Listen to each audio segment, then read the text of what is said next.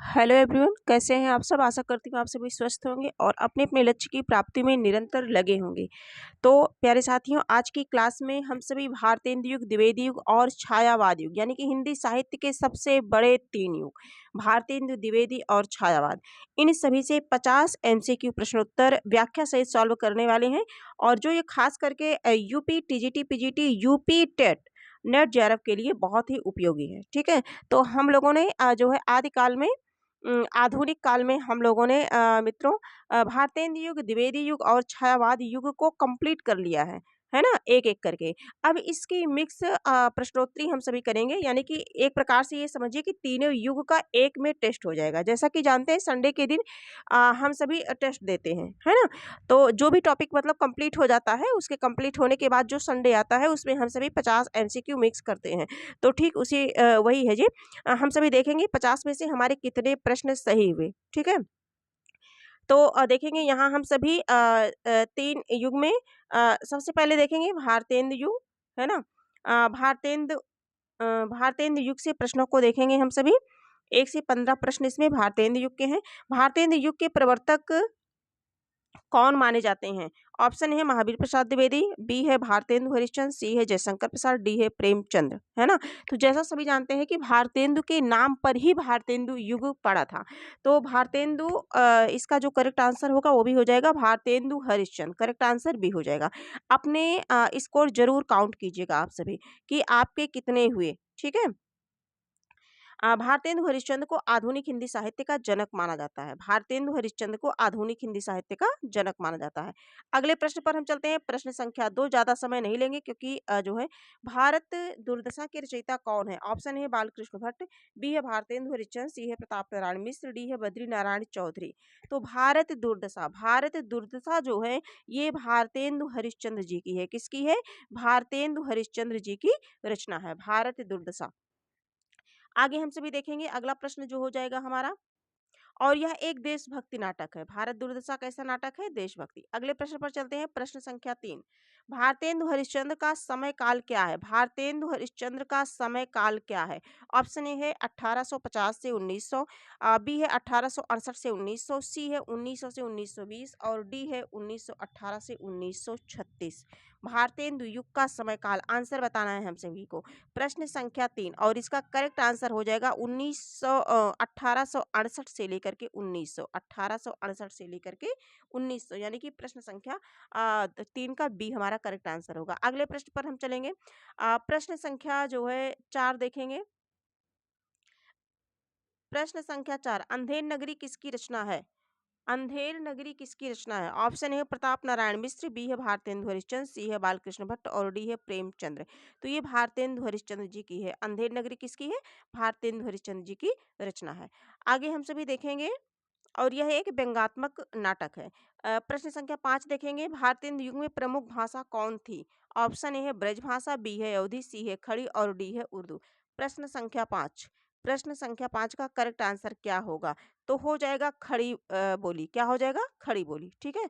अगले प्रश्न पर हम चलेंगे। प्रश्न संख्या 6 देखेंगे। कविवचन सुधा पत्रिका के संपादक कौन थे? कविवचन सुधा पत्रिका के संपादक कौन थे? डिटेल में हम लोगों ने बहुत अच्छे से थ्योरी के साथ पढ़ लिया है ना? तो अब हम सभी यहाँ क्वेश्चन सॉल्व कर रहे हैं, इसलिए मैं डिटेल में नहीं बता रही हूँ। ये सारी चीज़ें हम लोगों ने देख ली है। आप चाहे तो प्लेलिस्ट बन गई है, आप देख सकते हैं। कविवचन सुधा पत्रिका के संपादक कौन थे? मोस्ट इंपॉर्टेंट क्वेश्चन है। ऑप्शन ए है महावीर प्रसाद द्विवेदी, बी है भारतेंदु हरिश्चंद्र, सी है बालकृष्ण भट्ट, डी है रामचंद्र शुक्ल। इसका करेक्ट आंसर क्या होगा? तो कविवचन सुधा, हरिश्चंद्र मैगजीन, है ना, और बाला बोधनी, ये तीनों पत्रिकाएं किसकी थी? भारतेंदु हरिश्चंद्र जी की। तो करेक्ट आंसर क्या हो जाएगा? बी हो जाएगा। अगले प्रश्न पर हम चलेंगे, और यह एक साहित्यिक पत्रिका थी। भारतेंदु युग का मुख्य विषय था। ऑप्शन ए है रहस्यवाद, बी है राष्ट्रभक्ति, सी है प्रेम और डी वाला जो ऑप्शन है हमारा, डी ऑप्शन है हमारा आंसर ना देखी जाए, इसलिए मैं धीरे धीरे स्क्रॉल कर रही हूँ, प्रकृति, है ना। तो इसका जो करेक्ट आंसर होगा क्या होगा? प्रश्न संख्या है 7, और 7 का करेक्ट आंसर हो जाएगा राष्ट्रभक्ति, है ना। जितने भी लेखक थे, कवि थे, सब ने जो है राष्ट्र के प्रति जो है प्रेम जताया और भक्ति जताई कहने का मतलब, और जो है राष्ट्रभक्ति से युक्त कविताएँ लिखी। अगले प्रश्न पर चलेंगे, प्रश्न संख्या 8 देखेंगे। प्रश्न संख्या 8 है राष्ट्रीय चेतना प्रमुख थी इस समय। प्रश्न संख्या है 8, हिंदी नवजागरण का प्रारंभ किस युग से हुआ? हिंदी नवजागरण का प्रारंभ किस युग से हुआ? ऑप्शन है द्विवेदी युग, बी है भारतेंदु युग, सी है छायावाद युग और डी है रीतिकाल। है ना? तो हिंदी नवजागरण का प्रारंभ किस युग से हुआ? प्रश्न संख्या 8, तो भारतेंदु युग से हुआ। किस युग से हुआ? भारतेंदु युग से हुआ। हिंदी नवजागरण का प्रारंभ भारतेंदु युग से हुआ। प्रताप नारायण मिश्र किस युग के कवि हैं? ऑप्शन ए है छायावाद, बी है द्विवेदी युग, सी है भारतेंदु युग, डी है भक्तिकाल। प्रश्न संख्या 9, प्रताप नारायण मिश्र किस युग के कवि हैं? बताना है आंसर। करेक्ट आंसर क्या होगा? प्रताप नारायण मिश्र किस युग के हैं? प्रश्न संख्या 9, इसका करेक्ट आंसर हो जाएगा भारतेंदु युग। क्या हो जाएगा? भारतेंदु युग के हैं। ऑप्शन सी सही है। अगले प्रश्न पर चलेंगे, हिंदी प्रदीप पत्रिका के संपादक कौन थे? हिंदी प्रदीप पत्रिका के संपादक का नाम बताना है। ऑप्शन है बालकृष्ण भट्ट, बी है भारतेंदु हरिश्चंद्र, सी है द्विवेदी युग और डी है प्रेमचंद्र। करेक्ट आंसर हमारा क्या होगा इसका? प्रश्न संख्या 10। प्रश्न संख्या 10 का करेक्ट आंसर हो जाएगा हिंदी प्रदीप बालकृष्ण भट्ट की है। हिंदी प्रदीप पत्रिका के संपादक कौन है? बालकृष्ण भट्ट जी हैं। ठीक है, कई बार ये परीक्षा में बना हुआ प्रश्न है। और जितने भी प्रश्न हैं ये सभी प्रतियोगी परीक्षा के लिए बहुत ही महत्वपूर्ण प्रश्न हैं और इन प्रश्नों को देखना ना भूलें। अम, आप अपने स्कोर अवश्य बताइएगा कमेंट के माध्यम से कि आपके कितने सही हुए। ठीक है? और यदि आप किसी भी एग्ज़ाम की तैयारी कर रहे हो, उनमें हिंदी से प्रश्न बनता हो, तो आप इस चैनल को ज़रूर सब्सक्राइब कर लें, क्योंकि इस चैनल के माध्यम से ऐसे ही महत्वपूर्ण प्रश्नों को जो है लाया जाता है, उन्हें सॉल्व किया जाता है। भारतेंदु युग में किस विधा का विकास हुआ? प्रश्न संख्या 11, भारतेंदु युग में किस विधा का विकास हुआ? ऑप्शन ए है उपन्यास, बी है नाटक, सी है कहानी और डी है निबंध। प्रश्न संख्या 11, इसका करेक्ट आंसर हो जाएगा नाटक। भारतेंदु युग में नाटक विधा का विकास हुआ। है ना? किसका विकास हुआ? नाटक विधा का विकास हुआ। अगले प्रश्न पर चलेंगे, भारतेंदु हरिश्चंद्र का उपनाम क्या था? भारतेंदु हरिश्चंद्र का उपनाम क्या था? प्रश्न संख्या 12, और इसका चारों ऑप्शन देखते हैं, नागार्जुन, भारतेंदु, प्रेमचंद्र, निराला। क्या था? प्रश्न संख्या है हमारा, भारतेंदु हरिश्चंद्र का उपनाम क्या था? प्रश्न संख्या 12, और इसका करेक्ट आंसर हो जाएगा भारतेंदु। क्या था? भारतेंदु था। ठीक है, उपनाम भारतेंदु था। हरिश्चंद्र का उपनाम भारतेंदु था। प्रश्न संख्या 13 है, वैद की हिंसा हिंसा ना भवति किसकी रचना है? वैद की हिंसा हिंसा ना भवति किसकी रचना है? यूपी टेट वाले खास करके ध्यान दें, उनके लिए मोस्ट इंपॉर्टेंट क्लास है। वैसे हिंदी से तैयारी कर रहे सभी प्रतियोगी के लिए बहुत ही इंपॉर्टेंट क्लास है। भारतेंदु द्विवेदी युग प्रसाद और पंत, वैद की हिंसा हिंसा ना भवति किसकी रचना है? तो ये भारतेंदु हरिश्चंद्र जी का है। किसका है? भारतेंदु हरिश्चंद्र जी का है। ठीक है। प्रश्न संख्या 14 देखेंगे, भारतेंदु युग में प्रमुख शैली क्या थी? ऑप्शन ए है अलंकारिक, बी है व्यंग्यात्मक, सी है भावात्मक और डी है रहस्यात्मक। प्रश्न संख्या 14, इसका करेक्ट आंसर क्या होगा? व्यंग्यात्मक थी। क्या थी? व्यंग्यात्मक शैली का प्रयोग होता था ज्यादा। तो करेक्ट आंसर भी हो जाएगा। प्रश्न संख्या 15, भारतेंदु मंडल क्या है? भारतेंदु मंडल क्या है? ऑप्शन ए है संस्था, बी है साहित्यकारों का समूह, सी है पुस्तक और डी है आंदोलन। प्रश्न संख्या 15, इसका करेक्ट आंसर हो जाएगा साहित्यकारों का समूह, यानी कि बी वाला आंसर हमारा राइट आंसर होगा। अगले प्रश्न पर चलेंगे, प्रश्न संख्या, हाँ, प्रश्न संख्या 16 देखने से पहले हम देखेंगे भाग 2 द्विवेदी युग, यानी कि जो है 16 से लेकर के 30 तक हमारा द्विवेदी युग के क्वेश्चन है हमारे। प्रश्न संख्या 16, द्विवेदी युग के प्रवर्तक कौन हैं? प्रश्न संख्या 16, द्विवेदी युग के प्रवर्तक कौन है? ऑप्शन ए है भारतेंदु, बी ऑप्शन है महावीर प्रसाद, सी ऑप्शन है प्रसाद और डी ऑप्शन है पंत। ठीक है, तो सभी जानते हैं कि भारतेंदु युग भारतेंदु हरिश्चंद्र के नाम पर पड़ा और द्विवेदी युग महावीर प्रसाद द्विवेदी के नाम पर। किसके नाम पर? महावीर प्रसाद द्विवेदी के नाम पर। आगे चलते हैं हम सभी, करेक्ट आंसर हमारा भी हो जाएगा। अगले प्रश्न पर चलेंगे, मोस्ट इंपॉर्टेंट क्वेश्चन है जो सभी प्रतियोगी परीक्षा में प्राय ये पूछा जाता है। सरस्वती पत्रिका के संपादक कौन थे? वेरी इंपॉर्टेंट क्वेश्चन है ये। सरस्वती पत्रिका के संपादक कौन थे? ऑप्शन ए है द्विवेदी, बी है भारतेंदु, सी है प्रेमचंद्र और डी है शुक्ल। प्रश्न संख्या 17, इसका करेक्ट आंसर हो जाएगा द्विवेदी युग, यानी कि महावीर प्रसाद द्विवेदी। प्रश्न संख्या 18 है, द्विवेदी युग का समय काल क्या है? ऑप्शन ए है हमारा 1868 से 1900, बी है 1900 से 1920, सी है 1918 से 1936 और डी है 1936 से 1950। प्रश्न संख्या 18, इसका करेक्ट आंसर होगा 1800। प्रश्न संख्या 18, इसका करेक्ट आंसर होगा 1900 से 1920। 1900 से 1920 है ना, बी वाला ऑप्शन हमारा सही हो जाएगा। अगले प्रश्न पर चलेंगे, प्रश्न संख्या 19 देखते हैं। इस युग की प्रमुख भाषा कौन सी थी? इस युग यानी कि द्विवेदी युग की बात हम कर रहे हैं, क्योंकि स्टार्टिंग में मैंने बता दिया। इस युग की प्रमुख भाषा कौन सी थी? ऑप्शन ए है ब्रजभाषा, बी है खड़ी बोली, सी है अवधी और डी है उर्दू, है ना। तो प्रश्न संख्या 19 का अगर करेक्ट आंसर करें कि खड़ी बोली, करेक्ट आंसर क्या हो जाएगा? बी वाला ऑप्शन हमारा सही हो जाएगा। प्रश्न संख्या 20 है, द्विवेदी युग का मुख्य उद्देश्य क्या था? ऑप्शन ए है श्रृंगार, बी है सुधारवाद, सी है रहस्यवाद और डी है प्रकृति। प्रश्न संख्या 20, 20 का करेक्ट आंसर क्या होगा? 20 का करेक्ट आंसर होगा सुधारवाद। क्या हो जाएगा?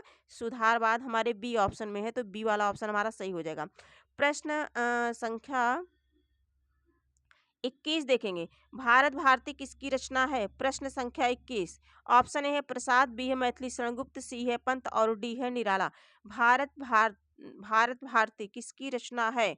भारत भारती 1912 ईस्वी की रचना है और वो मैथिली शरण गुप्त की रचना है।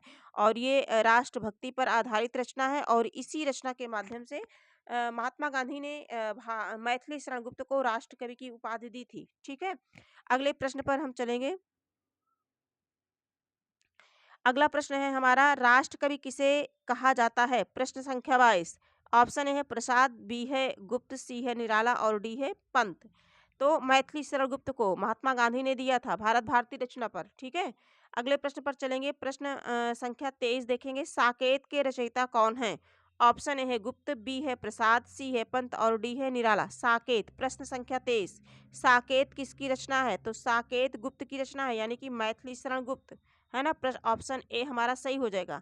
प्रश्न संख्या 24 देखेंगे, द्विवेदी युग में किस विधा का विकास हुआ? ऑप्शन ए है निबंध, बी है कविता, सी है नाटक और डी है उपन्यास। प्रश्न संख्या 24, द्विवेदी युग में किस विधा का विकास हुआ? तो द्विवेदी युग में सबसे ज्यादा जो है निबंध का विकास हुआ, है ना।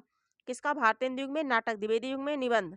अगले प्रश्न पर हम चलेंगे, द्विवेदी युग को और किस नाम से जाना जाता है? प्रश्न संख्या 25, द्विवेदी युग को और किस नाम से जाना जाता है? स्वर्ण युग, सुधार युग, रहस्य युग, भाव युग।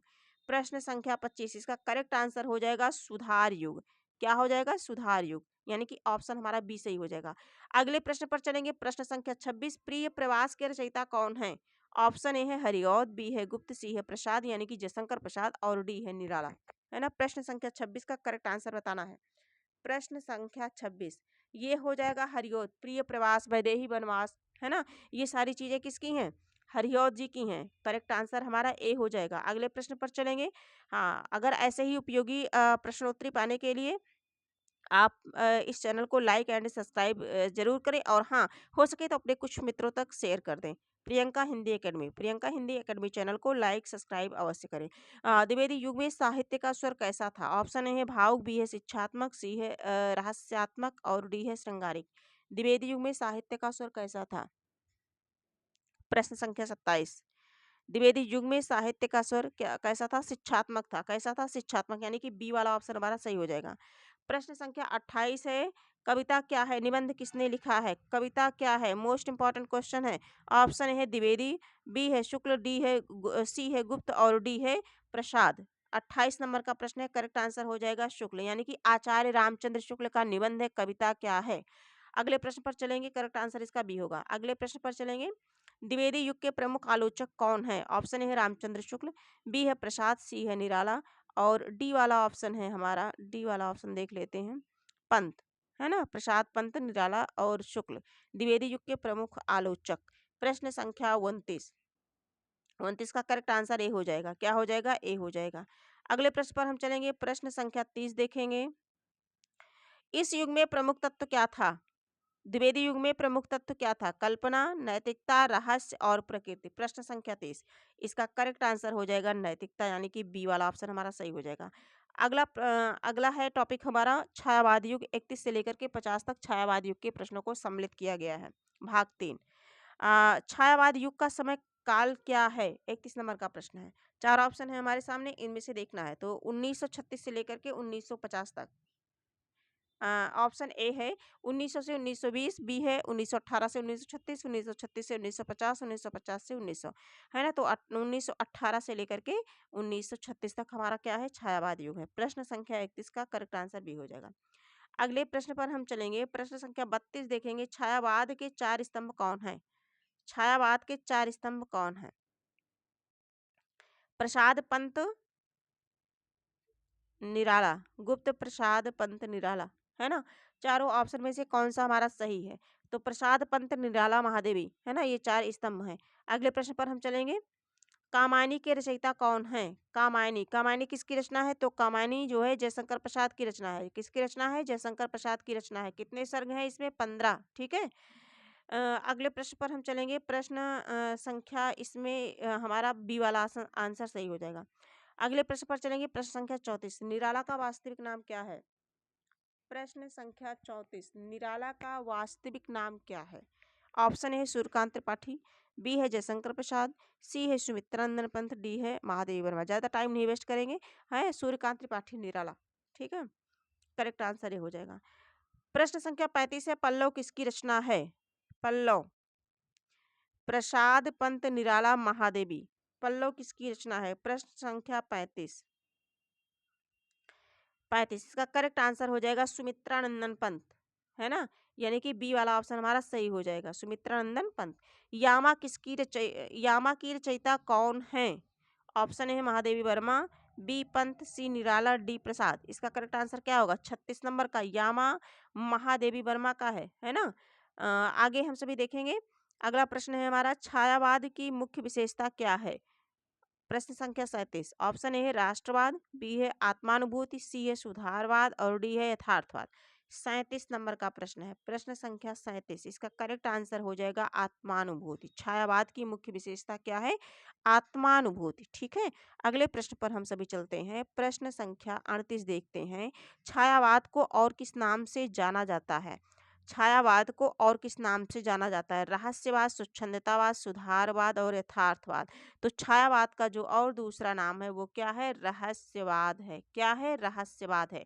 तो रहस्यवाद हमारे ए वाले ऑप्शन में है, तो हमारा करेक्ट आंसर ए हो जाएगा। अगले प्रश्न पर चलेंगे। 39 नंबर का जो प्रश्न है, मोस्ट इंपॉर्टेंट प्रश्न है। राम की शक्ति पूजा किसकी रचना है? प्रश्न संख्या 39, राम की शक्ति पूजा किसकी रचना है? ऑप्शन है निराला, बी है प्रसाद, सी है पंत और डी है महादेवी वर्मा। प्रश्न संख्या 39, सूर्यकांत त्रिपाठी निराला की रचना है। किसकी है? निराला, निराला की रचना है। प्रश्न संख्या 40 है। छायावाद में प्रमुख भाषा क्या थी? ऑप्शन ए है ब्रज भाषा, बी है खड़ी बोली, सी है अवधी और डी है उर्दू। प्रश्न संख्या 40 और इसका करेक्ट आंसर हो जाएगा खड़ी बोली। छायावाद में प्रमुख भाषा क्या थी? खड़ी बोली थी।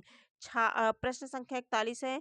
छायावाद में किसका चित्रण प्रमुख है? समाज, व्यक्ति, राजनीति और युद्ध। प्रश्न संख्या 41, करेक्ट आंसर हो जाएगा व्यक्ति का। किसका है? व्यक्ति का चित्रण है। व्यक्ति का चित्रण प्रमुख है। अगले प्रश्न पर चलेंगे। बी वाला आंसर सही हो जाएगा। अगले प्रश्न पर चलेंगे हम सभी। 42 नंबर का प्रश्न है जो है, झरना किसकी रचना है? ऑप्शन ए है प्रसाद, बी है पंत, सी है निराला और डी है महादेवी वर्मा। तो ऑप्शन भी दिख गया है ना? प्रसाद की है। झरना, आंसू लहर, कामायनी, है ना? प्रसाद की है। चंद्रगुप्त, स्कंदगुप्त, ये सब इनके नाटक है। ध्रुव स्वामी मोस्ट इंपॉर्टेंट नाटक है। प्रश्न संख्या 43 है। गीतिका किसकी रचना है? ऑप्शन ए है निराला, बी है पंत, सी है प्रसाद और डी है महादेवी वर्मा। 43 नंबर का प्रश्न है। प्रश्न संख्या 43 है ना? इसका करेक्ट आंसर हो जाएगा गीतिका। गीतिका किसकी रचना है? तो 43 का ए वाला ऑप्शन हमारा सही हो जाएगा। करेक्ट आंसर हो जाएगा ए, यानी कि निराला। अगले प्रश्न पर चलेंगे। प्रश्न संख्या 44, दीप शिखा किसकी रचना है? दीप शिखा महादेवी वर्मा, पंत, प्रसाद, निराला। इन चारों में से बताना है कि दीप शिखा किसकी रचना है। तो दीप शिखा ये जो है महादेवी वर्मा की रचना है। प्रश्न संख्या 44 का करेक्ट आंसर हो जाएगा महादेवी वर्मा, यानी कि ए वाला ऑप्शन हमारा सही हो जाएगा। अगले प्रश्न पर चलेंगे। प्रश्न संख्या 45 देखेंगे। छायावाद में प्रकृति का रूप कैसा है? ऑप्शन ए है वास्तविक, बी है मानवीकरण, सी है वैज्ञानिक, डी है राजनीतिक। प्रश्न संख्या 45 और 45 का करेक्ट आंसर हो जाएगा मानवीकरण। कैसा हो जाएगा? मानवीकरण, ठीक है? यानी कि बी वाला ऑप्शन हमारा सही हो जाएगा। 46 नंबर का प्रश्न है, आंसू किसकी रचना है? आंसू किसकी रचना है? ऑप्शन ए है प्रसाद, बी है पंत, सी है निराला, डी है महादेवी वर्मा। 46 नंबर का प्रश्न है, करेक्ट आंसर इसका हो जाएगा ए। करेक्ट आंसर क्या होगा? ए होगा, प्रसाद होगा। आंसू किसकी है? जयशंकर प्रसाद की रचना है। आंसू, झरना, लहर, कामायनी, देवशिखा। आगे हम सभी देखेंगे। प्रश्न संख्या 47 देखेंगे, छायावाद का प्रमुख तत्व क्या है? कल्पना, नैतिकता, समाज और इतिहास। चारों ऑप्शन में से बताना है। 47 नंबर का करेक्ट आंसर क्या होगा? तो कल्पना है। छायावाद का प्रमुख तत्व क्या है? कल्पना है। इसी तरह से प्रश्न पाने के लिए प्रियंका हिंदी अकेडमी चैनल को लाइक, सब्सक्राइब, शेयर अवश्य करें। अगले प्रश्न पर हम चलेंगे, क्योंकि इसी तरह से महत्वपूर्ण कंटेंट और प्रश्नोत्तरी लेकर के मैं प्रतिदिन उपस्थित होती हूँ, एक हिंदी ग्रामर की और एक जो है हिंदी साहित्य से। तो जो भी प्रतियोगी भाई बहन हमारे ये देख रहे हैं ये चैनल, उसे लाइक सब्सक्राइब अवश्य करें और कमेंट में अपने सुझाव अवश्य दें और अपने स्कोर तो बिल्कुल बताएं कि उनके कितना सही हुए।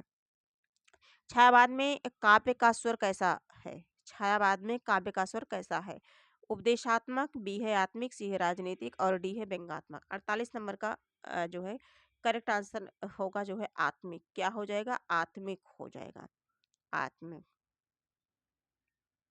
ठीक है, तो इसका करेक्ट आंसर क्या हो जाएगा? बी हो जाएगा। अगले प्रश्न पर चलेंगे। प्रश्न संख्या 49 देखेंगे, छायावाद के कवियों में सबसे अधिक भावुक कौन माने जाते हैं? ऑप्शन ए है प्रसाद, बी है पंत, सी है महादेवी वर्मा महादेवी और डी है निराला। तो 49 नंबर का जो करेक्ट आंसर है महादेवी वर्मा है ना।